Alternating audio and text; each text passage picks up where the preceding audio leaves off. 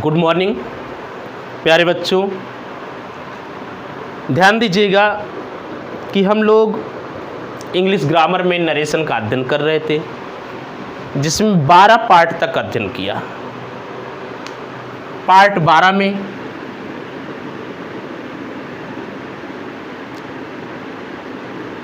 हमने imperative sentence पढ़ा।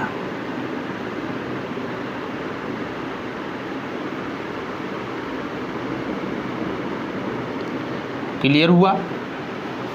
आज इस पार्ट 13 में इम्परेटिव सेंटेंस का शेष भाग का अध्ययन होगा।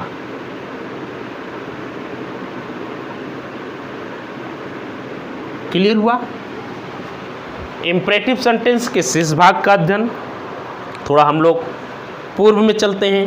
बेटा, वे इम्परेटिव सेंटेंस होते हैं जिसमें किसी आज्ञा को, किसी सलाह को, किसी निवेदन का बोध होता है, प्रार्थना का बोध होता है। तो बेटा, मैं गलत बोल रहा हूँ, निवेदन का बोध होता है। उसमें यदि आर्डर है तो रिपोर्टिंग वर्ब को सेड को आर्डर्ड में, अगर सलाह है तो सेड को एडवाइज्ड में, यदि निवेदन है तो सेड को रिक्वेस्टेड में बदल देते हैं और वर्ब की फर्स्ट फॉर्म से पहले टू का प्रयोग करते हैं। निवेदन वाले वाक्यों में से हम क्या कहते हैं, प्लीज़, काइंडली या सर को हटा देते हैं। तो ये सारे एग्जाम्पल तो हो गए थे। आज हम लोग इसमें एक कड़ी और देखते हैं। कड़ी ये है, ध्यान दीजिएगा,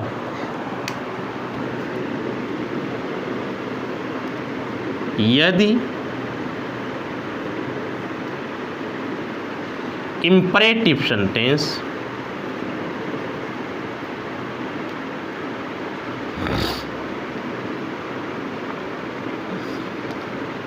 निगेटिव हो,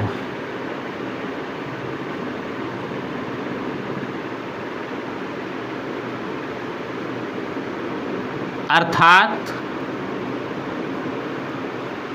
डू नॉट या नेवर से प्रारंभ हो,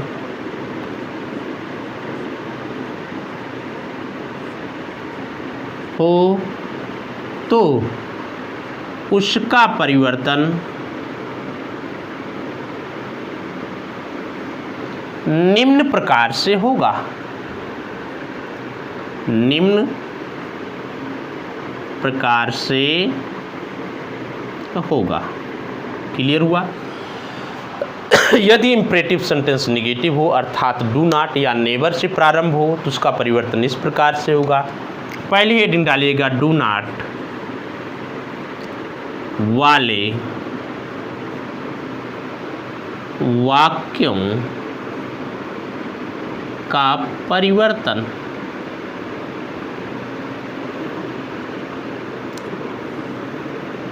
बेटा, इसे बदलने के दो नियम हैं, नियम 1 और नियम 2।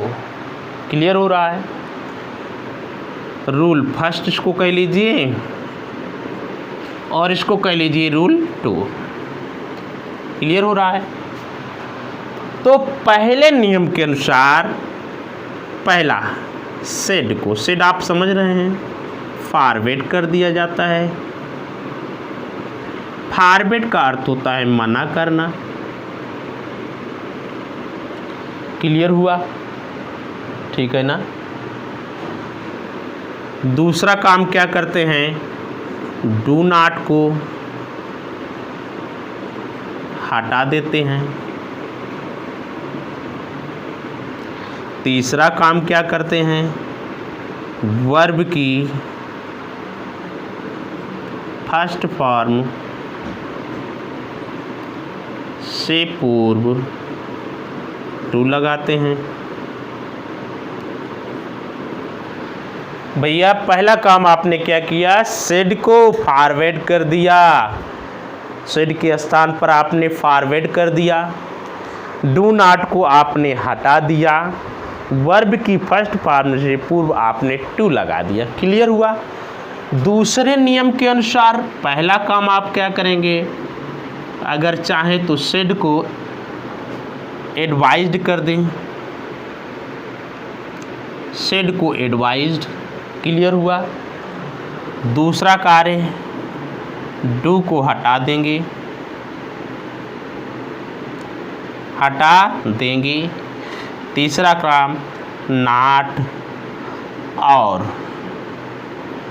वर्ब की फर्स्ट फॉर्म के बीच में टू का प्रयोग करेंगे।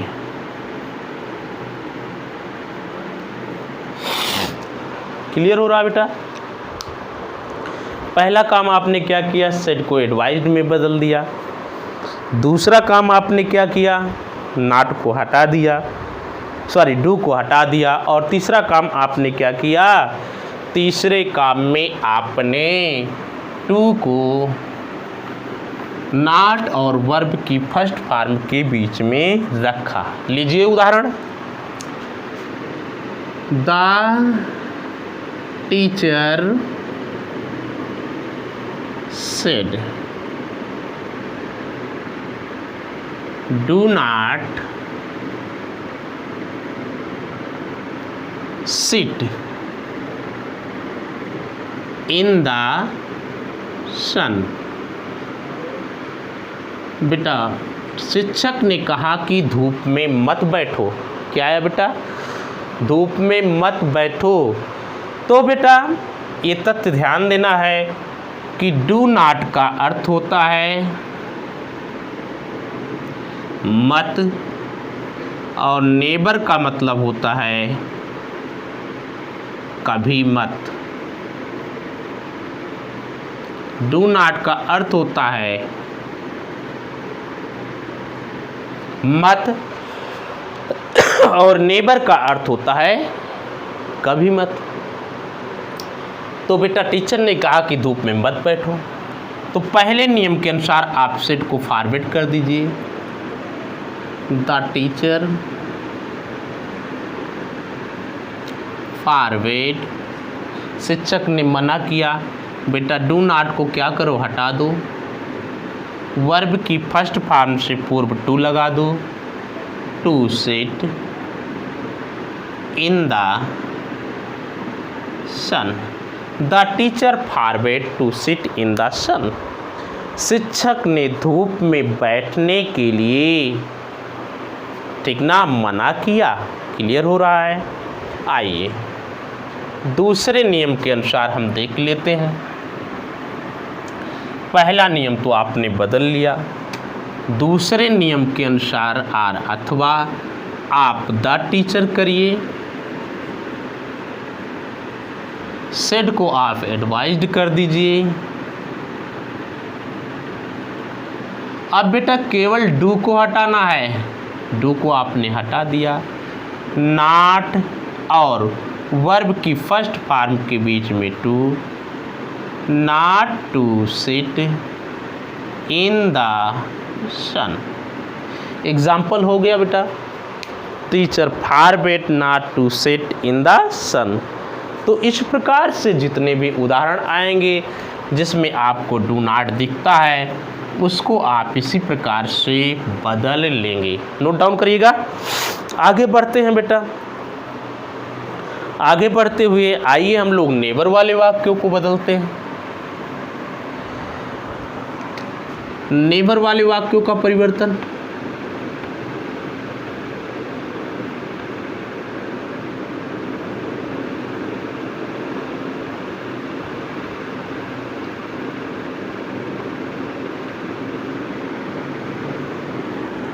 नेबर वाले वाक्य का परिवर्तन। पहली बात तो इसमें आप ये लिख लीजिए कि इसमें फॉरवर्ड का प्रयोग नहीं होगा। नहीं होगा। क्लियर हुआ। बात दूसरी आई, सेड की बात आई। सेड आप जान रहे हैं रिपोर्टिंग वर्ब के सेड की बात होती है। सेड को एडवाइज्ड में बदलेंगे। क्लियर हो रहा है। बात तीसरी आई, नेवर और वर्ब की फर्स्ट फॉर्म के बीच में, नेबर और वर्ब की फर्स्ट फॉर्म के बीच में टू का प्रयोग होगा। किसका?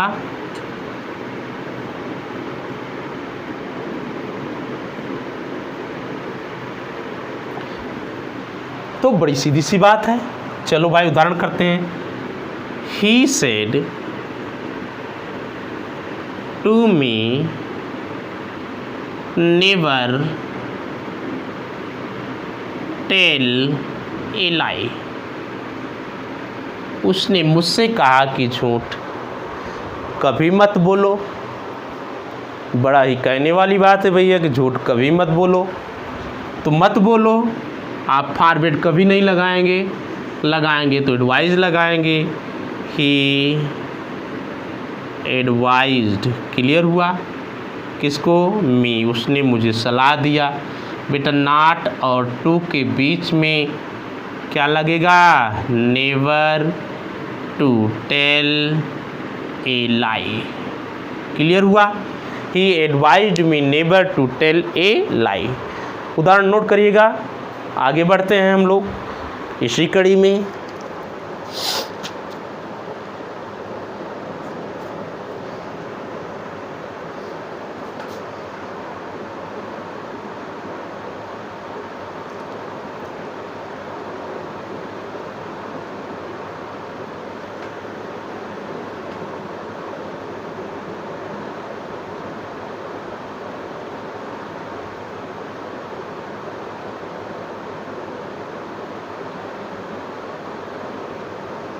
चलो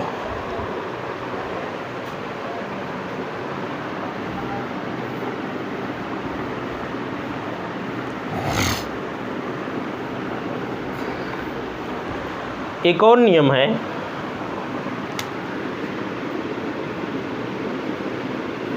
यदि कंडीशनल सेंटेंस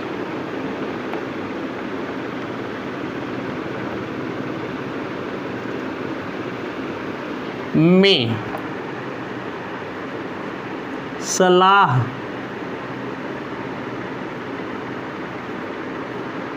का बोध हो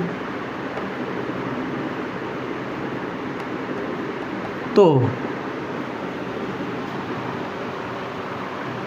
वहाँ पर शुड का प्रयोग SHOULD शुड का प्रयोग अच्छा माना जाता है। अच्छा माना जाता है। बेटा कंडीशनल सेंटेंस की बात कर रहे हैं।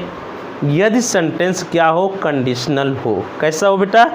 कंडीशनल हो। तो कंडीशनल सेंटेंस में शुड का प्रयोग अच्छा माना जाता है। बेटा कंडीशनल सेंटेंस कैसे होते हैं? अगर तुम पढ़ोगे तो पास हो जाओगे।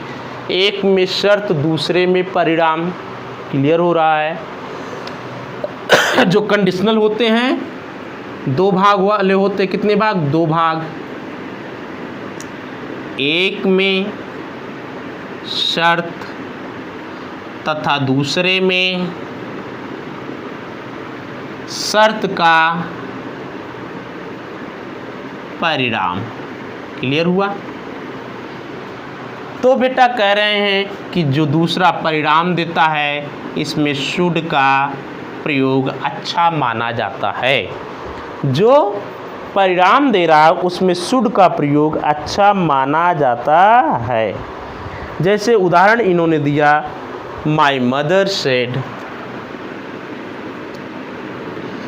My mother said, if you suffer cold and cough, consult a doctor. हो गया बेटा। माँ कहती है कि अगर तुम कफ और कोल्ड से परेशान हो तो किसी डॉक्टर से क्या करो, संपर्क कर लो। शर्त यह है कि यदि तुम कोल्ड और कफ से परेशान हो, परिणाम क्या हो रहा है कि तुम डॉक्टर से क्या करो, कंसल्ट कर लो। तो बेटा इस वाक्य में सलाह दी जा रही है, क्या दी जा रही है, सलाह दी जा रही है। तो कहते हैं कि शुड का प्रयोग करना चाहिए। ध्यान रहे कि शुड का प्रयोग करने के लिए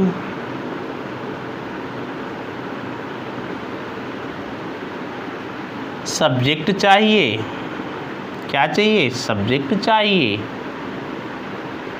सब्जेक्ट एक है, आपके पास यू है। क्लियर हो रहा है, क्योंकि यू को कहा जा रहा है। तो आइए हम बदलते हैं। माई मदर बाई सलाह है, my mother advised. Clear, my mother advised, मेरी माँ ने मुझे क्या दिया, सलाह दिया। क्लियर हो रहा है बेटा। कंजंक्शन इफ रहता है, इफ यू को बदलिए, यहाँ पर कुछ नहीं है। हम मान लेते हैं आई, तो क्या होगा, इफ आई सफर। क्लियर हुआ बेटा। सफर का सफर्ड होगा, पास्ट इंडिफिनिट में जाएगा। Cold and cough, if I suffered cold and cough, comma लगाइए, फिर सब्जेक्ट दीजिए यू को, यू बदला माई आई के अनुसार क्या होगा, आई, फिर आई के साथ क्या लगा दो, should consult A doctor. I should consult A doctor. Note करिएगा, मेरी माँ कहती है कि अगर तुम कफ और कोल्ड से परेशान हो तो तुम्हें किसी डॉक्टर से संपर्क करना चाहिए। चलिए अब हम लोग आगे बढ़ते हैं।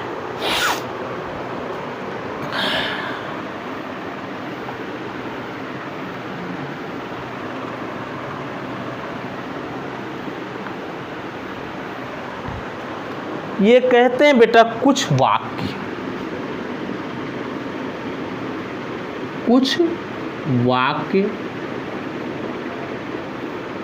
देखने में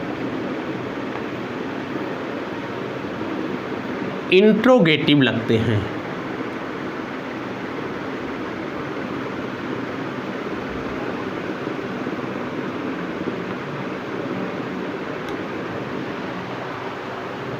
परंतु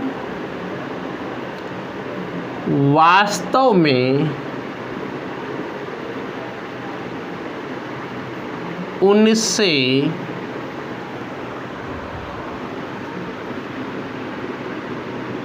उनसे निवेदन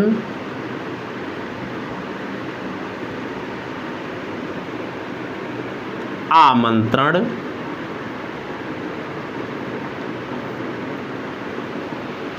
पेशकश का भाव प्रकट होता है। ये सारे भाव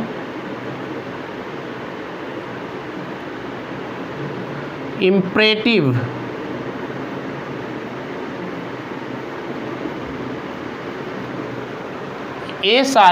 इम्परेटिव भाव को व्यक्त करते हैं।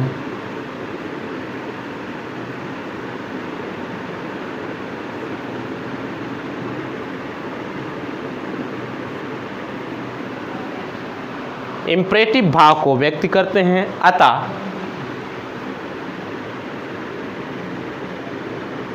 इन्हें इस प्रकार से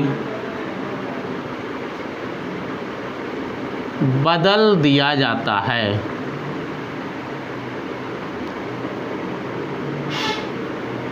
क्लियर हो रहा बेटा? अतः इन्हें इस प्रकार से बदल दिया जाता है। तो आइए देखते हैं कि किस प्रकार से इनको बदला जाता है।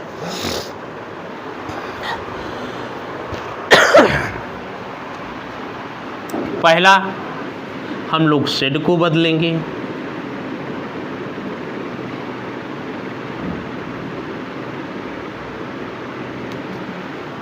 सेड को बदलेंगे अर्थ या भाव के अनुसार। जब आप पढ़ेंगे तो बेटा आपको अर्थ मिलेगा या आपको भाव मिलेगा, उसी अर्थ या भाव के अनुसार आप सेट को रिक्वेस्टेड कर सकते हैं।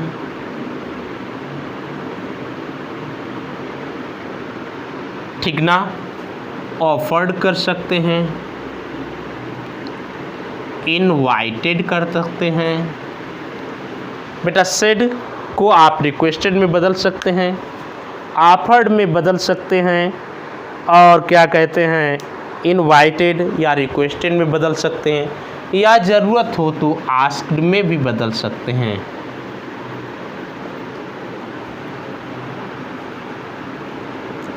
बदल देंगे। क्लियर हुआ? दूसरी महत्वपूर्ण बात, वर्ब की फर्स्ट फॉर्म से पूर्व टू का प्रयोग करेंगे।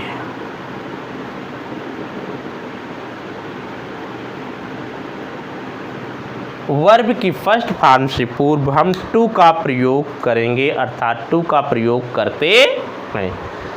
तो भैया एकदम स्पष्ट कर लेना, भाव या अर्थ के अनुसार रिक्वेस्टेड होगा, या ऑफर्ड होगा, या इनवाइटेड होगा, या आस्क्ड होगा। फिर हम वर्ब की फर्स्ट फॉर्म ढूंढेंगे और उससे पहले टू का प्रयोग कर देंगे। तो चलिए बेटा उदाहरण कर देते हैं।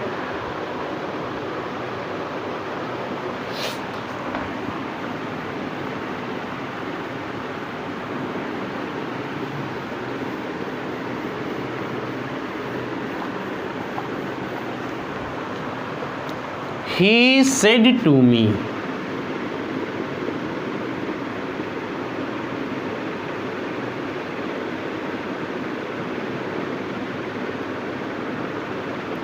would you please, would you please give me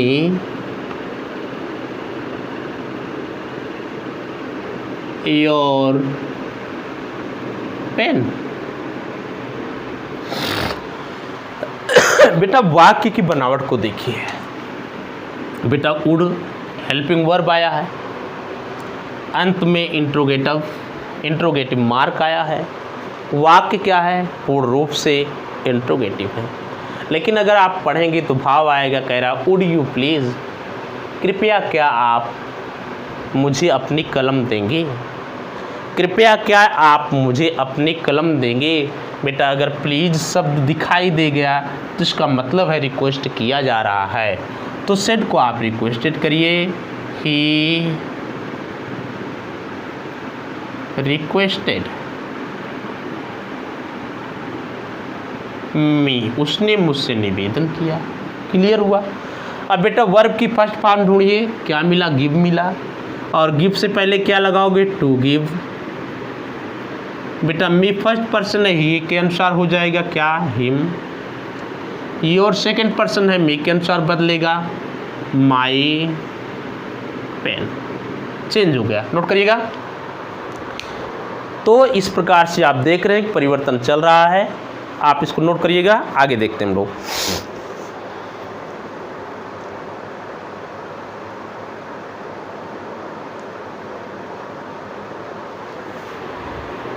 next one, he said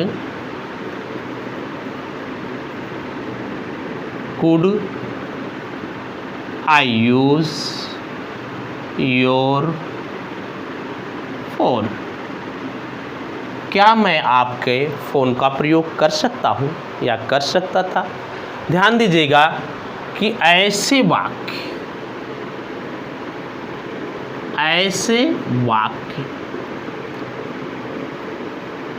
would या कुड से प्रारंभ होते हैं।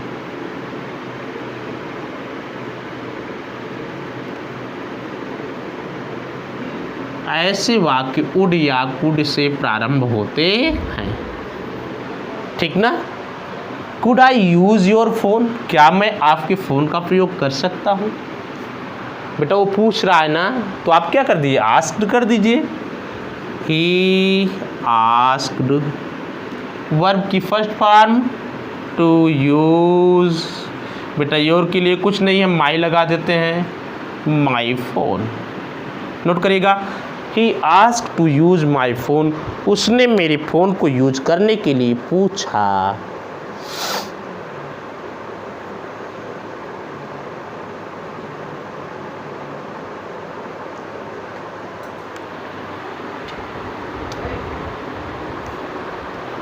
She said,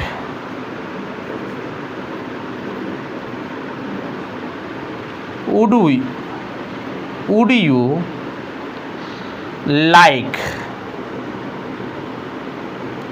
you like to take tea with me? Would you like to take tea with me? क्या आप मेरे साथ चाय लेना पसंद करेंगे। भैया ऑफर दे रही है, क्या दे रही है, ऑफर दे रही है, तो सेड को आप ऑफर्ड करिए। शी ऑफर्ड, बेटा वर्ब की first form to, she offered, clear, उसने पेश किया, ठीक है, उसने पेशकश किया। अब बेटा टू, अब हम यहाँ पर यू लाइक से कोई मतलब नहीं, लाइक को भी हटा दो, टू टेक तो आपको मिल रहा है। She offered to take tea with her, clear हुआ। She offered to take tea with her, उसने अपने साथ चाय लेने के लिए मुझको ऑफ़र दिया। बेटा मुझको नहीं है, अगर आप चाहें तो यहाँ पर यू लगा सकते हैं। चलिए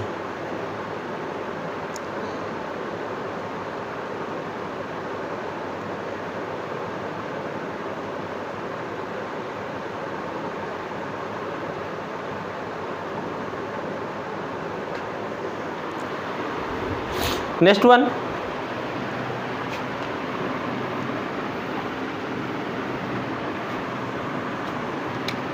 he said to me, would you come my home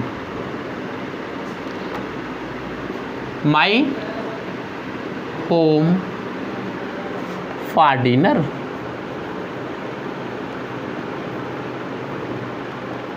Would you come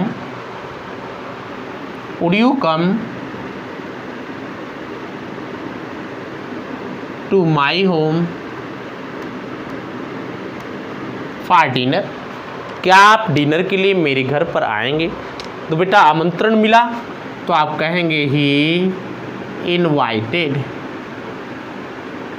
me, verb की first form to come, come का क्या हो जाता है, go, to go to his home